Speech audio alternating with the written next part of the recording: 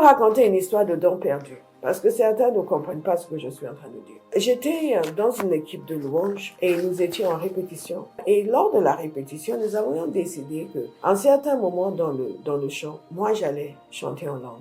C'est comme ça qu'on fonctionnait. Et ensuite, les autres allaient enchaîner avec le chant suivant. Il s'est trouvé qu'en ce moment-là, lorsque réellement nous étions en train de chanter à l'église, nous sommes arrivés au moment où j'étais censée chanter en langue. Sauf que Dieu a utilisé ce moment-là pour me donner une prophétie en langue. Je ne sais pas si vous comprenez qu'il y a une différence entre parler en langue pour prier et parler en langue pour prophétiser. Mais quand la parole de Dieu dit que celui qui prie en langue doit interpréter, il est question qui parle en la prophétie en langue. Donc, nous ne pouvons pas juste tous commencer comme ça à prier en langue sans qu'il y ait l'interprétation. Beaucoup de gens utilisent cela pour dire, vous ne devez pas du tout prier en langue à l'église. Ce n'est pas ce que ça veut dire. Là, il s'agit d'une parole prophétique qui est donnée en langue. Et là, il faut une interprétation.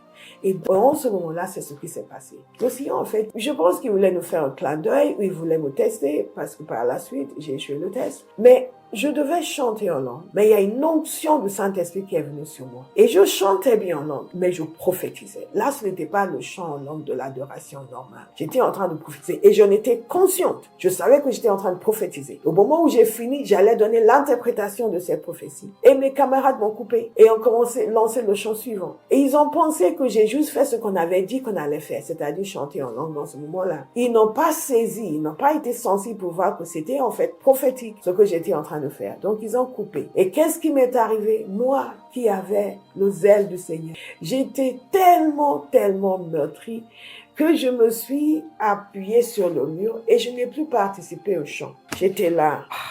Je me suis dit, on est passé à côté de quelque chose. Les autres devaient penser que j'étais en esprit. Je ne sais pas ce qu'ils pensaient que je faisais. Mais ils ont continué leur chant. Et ils n'ont rien remarqué. Et à la fin, les pasteurs ont discuté avec nous et ils nous ont dit que j'avais donné une parole en langue et qu'ils auraient dû attendre que j'interprète. Parce que eux avaient saisi. Et ils m'ont dit, mais tu n'avais pas non plus à avoir cette réaction. Mais est-ce que vous savez ce qui s'est passé? Ce don, je l'ai perdu momentanément. Pendant longtemps, je ne prophétisais plus en langue. Le don que j'avais, les langues et l'interprétation des langues, je l'ai perdu.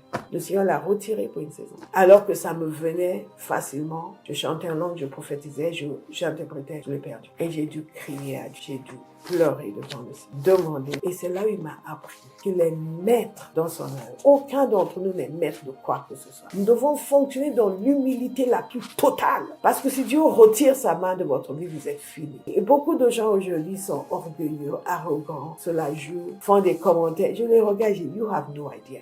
Si vous connaissez Dieu, vous ne parlerez pas comme ça. Nous autres, on a été dans le fourneau. On peut vous dire non. Quand on marche avec Dieu, on est circonspect.